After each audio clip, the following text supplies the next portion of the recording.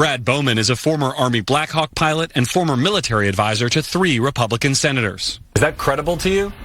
The information related to future military operations is the essence of classified information. It is difficult for me to imagine anything more classified than that. Senate Armed Services Chair, Republican Roger Wicker, now calling for an independent investigation. I would have wanted it classified. With top intelligence officials back on Capitol Hill for a second day, outraged Democrats demanding a stronger response from the White House, including firings. There can be no fixes. There can be no corrections until there is accountability.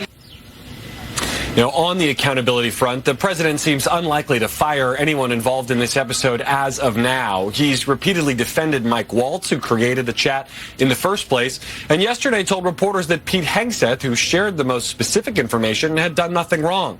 Here at the White House, an internal investigation continues, headed up by Waltz's team at the NSC and by the White House counsel's office.